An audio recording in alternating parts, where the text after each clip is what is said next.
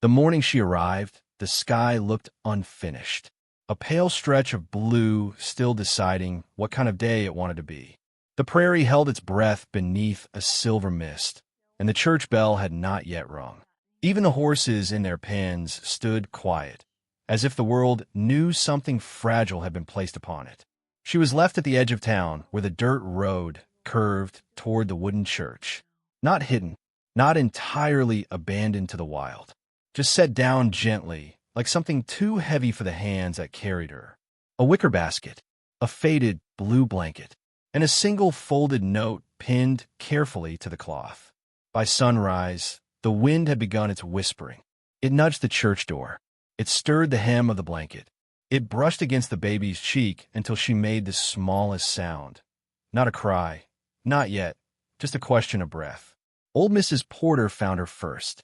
She had come early, as she always did, to sweep the church steps. Her broom paused mid-air when she saw the basket. She stared at it, as if it might vanish if she blinked too quickly. Then she bent, slow and cautious, and lifted the edge of the blanket. The baby's eyes were open, not screaming, not trembling, just watching. The note slipped loose and fell onto the step. Mrs. Porter picked it up. 2 words written in uneven ink. No one's child. The phrase moved through town faster than dust on a cattle drive. By mid-morning, half the town had gathered outside the church. Women pressed hands to their chests. Men removed their hats, but did not step forward. The preacher stood with the note in his fingers, turning it over as though the back might hold a different answer. No one asked who had left her. They asked what would be done with her. Widow Mayfield stepped closer than the others. Her shawl was thin, her boots worn at the heel. She had buried her husband 2 winters before and survived on mending and prayer. She looked at the baby the way a thirsty person looks at water. I could try, she murmured softly. But trying and affording were not the same thing. Mr. Carden, whose ranch stretched farther than the eye could measure, cleared his throat. He spoke of responsibility, of caution, of how such beginnings often foretold trouble. The sheriff nodded in agreement. A child without a name carried questions, and questions made people uneasy. The preacher folded the note again. For now, he said, the church will arrange temporary care. Temporary became a season, then another. The baby was passed like a borrowed book no one meant to keep. A month with the Porters, 6 weeks with the Thompsons, 3 days at the schoolteacher's house before her husband objected. She learned early that doors opened halfway and closed quickly. They called her Grace, though no one agreed on it. It was a name chosen for convenience, not certainty. By the time she could walk, she had learned how to make herself small. She did not cry loudly. She did not reach too quickly. She did not ask where she would sleep next. Children notice things adults pretend are invisible. Grace noticed how women softened their voices when they spoke of her. She noticed how men rarely looked directly at her for long. She noticed that when arguments broke out in households, her name often drifted through them like smoke. No one's child. The words did not disappear. They simply settled into the floorboards of her life.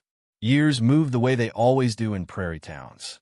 Slow, dusty, marked by harvests and funerals. Grace grew into long limbs and steady hands. By 15, she worked wherever she was allowed. She washed dishes at the saloon, the steam rising around her like ghosts of other lives. She scrubbed laundry in river water so cold it numbed her wrists. She mended shirts worn thin by cattle drives and stitched torn pockets with care no one paid extra for.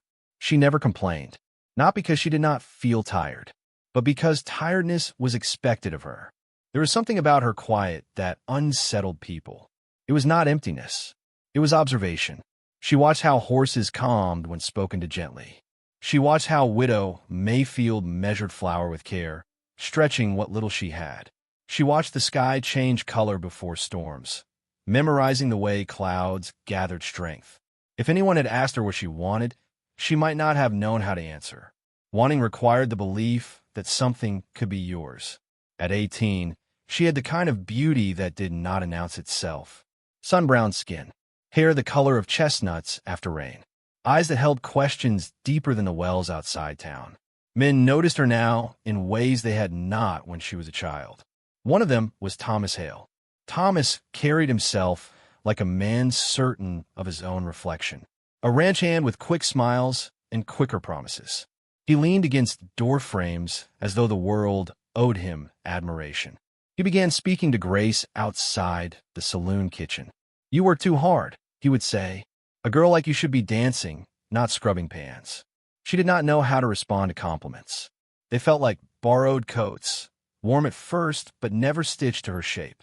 Thomas laughed easily. He brushed flour from her sleeve once and held her wrist a second longer than necessary. People noticed.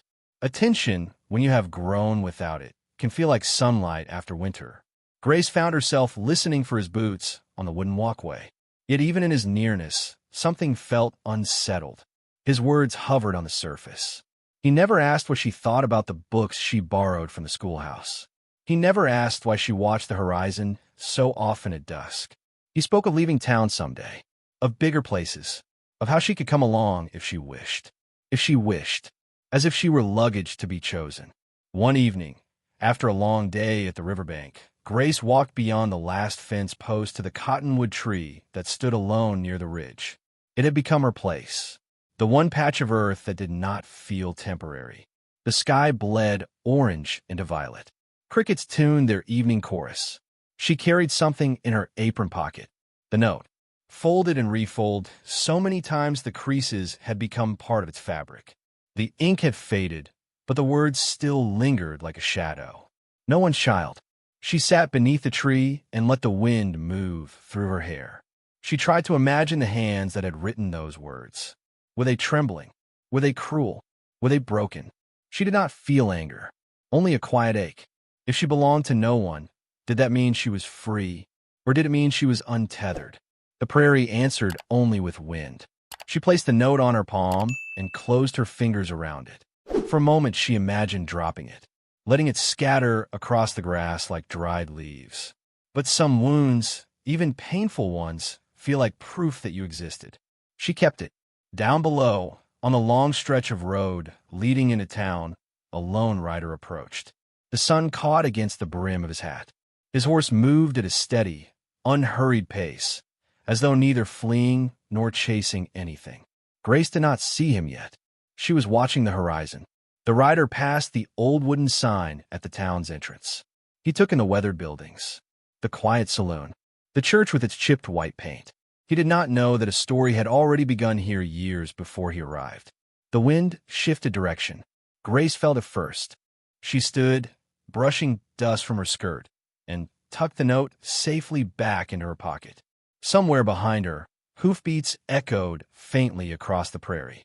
Not loud, not urgent, just steady, as if something patient had finally decided to come closer. And the girl they called No One's Child walked back toward town, unaware that the rhythm of her life was about to change. He arrived without announcement. No wagon full of belongings. No loud greeting at the saloon doors. Just a single horse the color of dusk, and a man who carried quiet the way other men carried pride. By the time the sun had climbed high, most of the town had measured him with narrowed eyes. New men meant new questions, and questions made small towns restless. His name traveled slowly at first. Samuel Reed. He purchased the neglected stretch of land beyond the eastern ridge, the one with sagging fences and soil everyone said had given up years ago. He paid in full, counted the bills himself, spoke little while doing it. He did not try to charm anyone. He did not try to impress. He simply began repairing what was broken. Grace saw him before he ever noticed her. She was hauling water past the general store when he stepped aside to let her pass. Most men made women step around them. Samuel tipped his hat slightly and waited. A small gesture, but it lingered. Later that week, she found him standing alone in the lumber yard, studying warped planks with a look not of frustration, but calculation. He ran a hand along splintered wood as though asking it what it needed. Their first words were practical. "I hear you mend things well," he said, his voice low, steady as wind through tall grass. She nodded. Fence posts don't mend themselves. He did not smile at that, but something in his eyes softened. "Would you help me, then?" There was no tone of rescue in his request, no hint that he believed he was doing her a kindness. It felt like work offered, not charity. She agreed. The first afternoon she walked to his land, the sky stretched wide and pale. His ranch was modest, weather-beaten, honest in its wear, a barn leaning slightly to one side, as if tired but unwilling to fall. They worked side by side without hurry. He handed her tools without explaining how to use them. He watched her movements and trusted her hands to know what they were doing. When she lifted a hammer, he did not flinch as though she might drop it. "Thank you," he said once, after she steadied a post he had struggled with alone. No man had thanked her for strength before. They did not fill the air with unnecessary talk. Silence between them did not feel heavy. It felt like shade on a hot day. By dusk, her palms were sore and her shoulders ached. He poured coffee into 2 tin cups and offered one to her without ceremony. They sat on overturned crates and watched the horizon bleed gold. "You've lived here long?" he asked. "All my life." She did not add more. He did not press. He only nodded, as if that answer carried weight enough. From across town, Thomas noticed the change first.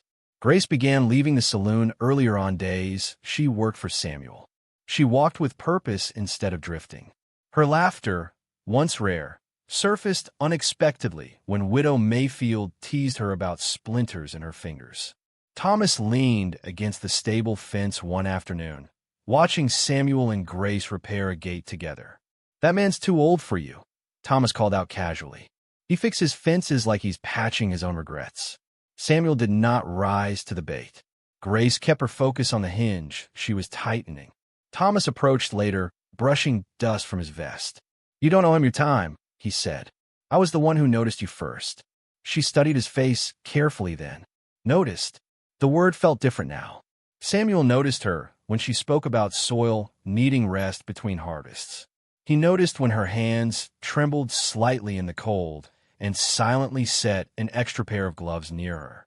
He noticed when she paused to watch a hawk circle overhead and waited without urging her back to work. Thomas noticed when other men did. The difference settled quietly in her chest. Rumors began as they always did, soft, shapeless, growing legs of their own. Mr. Carden mentioned at the general store that Samuel must be hiring her out of pity. A drifter taking in a stray. Said it loud enough for 3 others to hear. "Poor girls always needed someone to claim her," another man muttered. Claim. The word followed her home that night. No one's child. No one's bride. No one's anything. Grace walked the long road toward Samuel's land with her thoughts louder than the crickets. She found him repairing a broken lantern near the barn door. "They're talking," she said quietly. "People do." He did not look up immediately. "They say you hired me because you feel sorry for me." That made him pause. He set the lantern down carefully. "I hired you because you're good with your hands, and because you don't quit when things are difficult." His gaze met hers fully. Pity is loud. Respect is quiet. The words did not rise dramatically. They simply settled between them like something steady and true. For a moment, she felt exposed, as if he had seen straight through the years of shrinking herself smaller. Thomas grew impatient. One evening, he cornered her outside the saloon, the smell of whiskey clinging to him. "You think that rancher sees you as something special," he said, voice edged with bitterness. "He'll tire of you same as the rest. You don't belong here, Grace. You never did. Belong." The word struck deeper than she expected. "Run away with me," Thomas pressed. "We'll find someplace new, somewhere no one knows what you are, what I am." She searched his face. In his eyes she saw not a partner, but possession. Not a future, but escape. She almost said yes, because leaving felt easier than standing still. Because attention can mimic affection, but something steadier tugged at her. Later that night, she walked to Samuel's ranch without planning to. The moon hung low and pale, casting long silver shadows across the prairie. She stopped at the fence instead of knocking. For a long moment, she simply stood there, unsure why she had come. The barn door creaked open. Samuel stepped out, lantern lights spilling around him. He did not look surprised. "You don't belong to the words they gave you," he said quietly, as if continuing a conversation that had begun long before this moment. Her throat tightened. "They've been saying them since I was found. Then let them say something new." He leaned against the fence, not closing the distance between them, not demanding an answer. You get to decide what kind of life fits you, Grace. Not them. Not me. The night felt vast and tender all at once. She realized then that Samuel never tried to define her. He only stood beside her, steady as earth beneath boots. No promises were made. No declarations offered. But something shifted. For the first time in her life, the space beside someone did not feel temporary. The prairie wind moved softly through the tall grass. And somewhere deep inside, the girl who had carried a folded note for 18 years felt the faintest stirring of choice. Not rescue, not escape. Choice. The town still whispered. Thomas still watched from a distance. But the rhythm of her days had changed. And though she did not yet know what it would become, she felt it. Like the first drop of rain before a storm. Like a door opening without sound. Autumn arrived softly that year. Not with sudden frost, but with a slow gold spreading through the prairie grass. The air thinned. The sky stretched wider. Even the town seemed quieter, as if waiting to see what would become of the girl who had begun walking a different road. Grace spent more hours on Samuel's land than anywhere else. Not because he asked, because she wanted to. He showed her how to read the clouds for rain, how to test soil between her fingers, how to listen to a horse's breathing before mounting. He did not hover behind her correcting every movement. He let her try, let her fail, let her succeed. One afternoon, he handed her the ranch ledger. Numbers neat, but worn from weather. "I trust your eye better than mine for detail," he said. Trust. The word felt heavier than any compliment Thomas had ever offered. She ran her finger along the columns of figures, noticing small miscounts, suggesting adjustments. He listened carefully, not indulgent, not amused, engaged. They worked until dusk, shoulders brushing occasionally as they leaned over the same table. The touch was never rushed, never claimed, just present. In those quiet evenings, something inside her began to unfold. Not a blaze, a bloom. She laughed more freely now. Widow Mayfield noticed first. "There's light in you, child," she whispered one morning while pinning a hem. "Real light. Don't let anyone shade it again." Grace carried those words carefully, but not everyone approved of the glow returning to her. Thomas had grown restless. The easy confidence he once wore had cracked. He began lingering near Samuel's ranch under thin excuses, checking fences that weren't his, offering help that was not needed. One afternoon, he found her alone by the well. "So this is what you choose," he said, voice edged with something sharp. A quiet man with tired land. She met his gaze steadily. "I choose where I'm respected." His jaw tightened. "You think he sees you different from the rest of us, but you're still the same girl left on church steps." The words struck like a cold wind. For a heartbeat, she felt herself shrinking again. Then something steadied her spine. "Yes," she said softly. "I am, and I survived it." Thomas stared, unsettled by the calm in her voice. "You owe me loyalty. I was never yours to claim." There was no anger in her tone, only clarity. It was the first time she had spoken those words to anyone. Thomas left town 2 days later. Some said he found work farther west. Some said he drank away what little he had and vanished in a dust. Grace did not chase the rumor. She felt no triumph, only relief. The town shifted slowly after that. Mr. Carden stopped speaking her name with pity. He watched her riding alongside Samuel, posture straight, hands sure on her reins. He saw how she handled a skittish mare with patience instead of force. Even the sheriff nodded once when she passed. Respect grows quietly. It does not announce itself with trumpets. One late afternoon, a calf broke through a weak section of fence near the ravine. Samuel moved to follow, but his ankle caught against loose wire and he stumbled hard into the dirt. Grace was beside him before he could rise. "Are you hurt?" He tried to wave it off, but pain tightened his jaw. She helped him sit against the fence post, hands steady despite the quickening in her chest. "You always rush first," she murmured gently. "Even when you don't have to." A faint smile touched his mouth. "Guess I'm still learning." She bound his ankle with cloth torn from her apron. Her fingers worked carefully, confidently. He watched her not with embarrassment, not with pride, with gratitude. For a moment the world narrowed to the space between them. No town, no past, no note pinned to a blanket. Just two people choosing to remain. The sky shifted toward evening. Lantern light flickered inside the barn. "I don't see a girl left behind," Samuel said quietly, breaking the hush. "I see a woman who built herself without anyone teaching her how."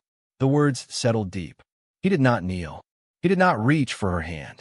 "I won't promise you an easy life," he continued. "This land still fights back some days. But I would be honored if you built it with me.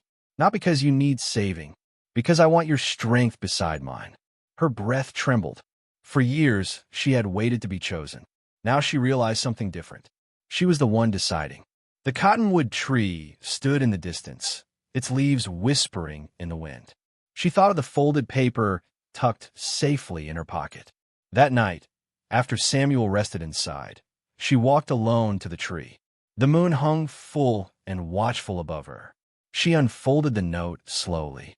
The paper was fragile now, worn from years of hidden holding. "No one's child." For so long those words had felt like a sentence. Now they felt like a beginning. She knelt and struck a match. The flame caught gently, curling the edges inward. The ink darkened, then vanished into ember. She did not cry. She did not rage. She simply watched until only ash remained. The prairie wind lifted the gray remnants into the night. She stood taller when she walked back. The next morning, she returned to the ranch before sunrise. Samuel was at the barn door, leaning on his mended ankle. "You're early," he observed. "I made my choice." His expression did not shift into surprise, only quiet understanding. She stepped closer. "I don't want to run from this town. I want to build something in it. With you." A long breath passed between them. Then he reached for her hand. Not gripping, not claiming, just offering warmth. She placed her hand in his. It fit. Days followed that felt steadier than any she had known. They repaired the last stretch of fence. They planted winter wheat in soil others had called hopeless. She rode beside him into town without lowering her gaze. Widow Mayfield squeezed her hands and smiled knowingly. The stable boy Eli trailed behind them whenever he could, eager to learn from both. And slowly, without announcement, the girl once called no one's child became something else. Not through marriage, not through approval, but through her own choosing. One evening, as lantern light flickered across the barn walls, Samuel placed the ledger before her again. "Your name belongs here," he said. She hesitated. "What name?" He looked at her steadily. "The one you decide to carry." Her heart beat slow and certain. Grace had been given, but perhaps there were other names waiting. Outside, wind brushed against the prairie grass like a soft reminder. She no longer felt untethered. She felt rooted. And for the first time in her life, the future did not look like something to endure. It looked like something to grow. The prairie held its breath again. Not in uncertainty this time, but in quiet anticipation. Because storms still come. And love, when it is gentle and chosen, must sometimes prove its strength against the fire. The horizon darkened faintly in the distance. Not yet a threat, just a promise that something greater was on its way. The storm did not announce itself with thunder. It gathered slowly. Clouds thick as folded wool rolled across the prairie, swallowing the sun in quiet layers. The air turned heavy. Horses shifted in their stalls, uneasy long before men noticed the change. Grace felt it first. She stood outside the barn, one hand resting against a fence post newly set into stubborn earth. The wind brushed her skirt with restless fingers. The sky had taken on that peculiar green-gray color that belongs only to prairie storms, the kind that carry more than rain. Samuel stepped beside her, his presence steady as ever. "We'll secure the north side first," he said calmly. No fear in his voice, just readiness. They worked quickly but without panic, reinforcing doors, checking latches, calming the horses with low murmurs. Eli had been sent home early. Widow Mayfield's windows were already shuttered tight. By late afternoon the wind had sharpened. Dust lifted in spirals. The first crack of thunder split the sky wide open. Rain came sideways. Hard. Relentless. Inside the barn, horses stamped and whinnied. Wood groaned against its nails. The lantern flickered as gusts slipped through unseen cracks. Then lightning struck. Not distant. Not gentle. It hit the old oak tree near the barn's western wall with a violent flash that blinded the world for one heartbeat. Fire followed fast. The dry side of the barn caught like paper kissed by flame. Smoke curled upward thick and black. Horses screamed, rearing against their stalls. Samuel moved before the echo faded. "Open the back gate," he called, already pulling at a jammed latch. Grace did not hesitate. Heat licked at her sleeves as she pushed through smoke. Her lungs burned. Her eyes watered. But her hands did not tremble. She moved stall to stall, untying ropes, guiding panicked animals toward the open gate. One horse kicked wildly, nearly knocking her down. She pressed her forehead briefly to its neck, whispering steady words until it calmed enough to follow. Outside, townspeople had begun gathering despite the rain. Buckets passed from hand to hand. Men shouted over wind. The sheriff tried, organizing a line, but the fire had its own will. Inside, a beam cracked loudly. Samuel was still near the far end of the barn, where one stubborn mare refused to move. Grace saw the moment the beam gave way. It struck the ground inches from him, sending sparks in every direction. Samuel stumbled. Grace's heart lurched into her throat. She pushed forward through smoke thicker now, flames licking the walls with hungry tongues. "Samuel!" He tried to stand, but pain slowed him. The old ankle wound, awakened by strain. For one suspended second, she saw two futures. One where she waited outside safely. One where she stepped deeper into flame. Choice. She reached him without another thought. His arms slung over her shoulders. His weight heavy but bearable. Together, they urged the last mare toward the opening. The world narrowed to heat and breath and the pounding of her pulse. Wood splintered behind them. Just as they crossed the threshold, the roof caved inward in a roar of sparks. Rain met fire in violent hiss. The townspeople froze at the sight of them emerging from smoke. Grace walked first, Samuel leaning against her strength. Her face streaked with soot, her eyes clear and unwavering. For a moment, there was only silence. The sheriff removed his hat slowly. "That girl just saved half this town's livelihood," he said hoarsely. Mr. Carden stepped forward, rain dripping from his brim. He did not look at Samuel first. He looked at Grace. Respect sat heavy in his posture. "Didn't know we had steel like that among us," he murmured. "Steel. Not stray. Not burden. Steel." Samuel straightened despite pain. "She's always had it," he said quietly. The rain softened. The fire shrank to smoking ruin. Somewhere in the murmurs, someone spoke without thinking. "Mrs. Reed will need dry clothes." The words hung in the damp air. Grace felt them settle over her like a coat not yet claimed. "Mrs. Reed." Samuel did not correct it. He did not assume it. He simply looked at her. An offering. Not rescue. Not possession. Choice. The storm clouds thinned gradually, revealing a sliver of pale sky beyond. Grace stepped forward slightly, still holding Samuel steady. "My name is Grace," she said softly, "and I stand here because I chose to." Her voice did not waver. Then she turned toward Samuel. "And I would choose it again." There was no grand applause, just something deeper, a shift. In the days that followed, the town rebuilt what the fire had taken. Men who once whispered now hammered beams beside Samuel without hesitation. Women who once avoided her door brought warm bread and clean cloth. Widow Mayfield wept openly while sweeping ash from the ground. "I always knew," she whispered to Grace. "I just waited for the world to see." The barn rose again from charred remains. Stronger timber, wider doors, reinforced beams. Grace worked every day of it, not as a guest, as partner.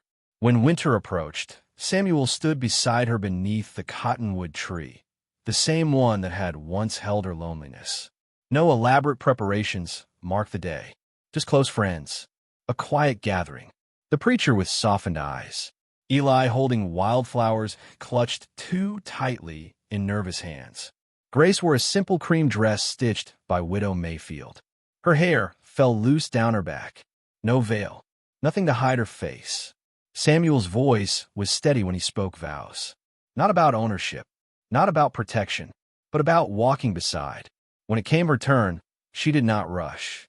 "I was called no one's child once," she said, her gaze steady across the small circle of townspeople. I carried those words longer than I should have. A gentle breeze stirred the leaves overhead. Today I lay them down. She took Samuel's hand, not because I needed saving, but because I have found someone who sees me whole. The preacher's blessing felt less like ceremony and more like witness. Later, inside the rebuilt barn, laughter echoed warmly against new wood. Plates passed. Music rose soft and imperfect. At a small desk near the wall sat the ranch ledger. Samuel placed it before her quietly. Grace dipped the pen into ink. For a brief second, the page blurred. Then she wrote carefully. Grace read. The ink settled clean and certain. No trembling, no hesitation. Outside, the prairie stretched endless and forgiving beneath winter light. That night, when the guests had gone and silence returned gently, Grace stepped outside alone. The air held the crisp scent of snow waiting somewhere beyond the horizon. She looked toward the church in the distance. She did not feel anger. She did not feel abandonment.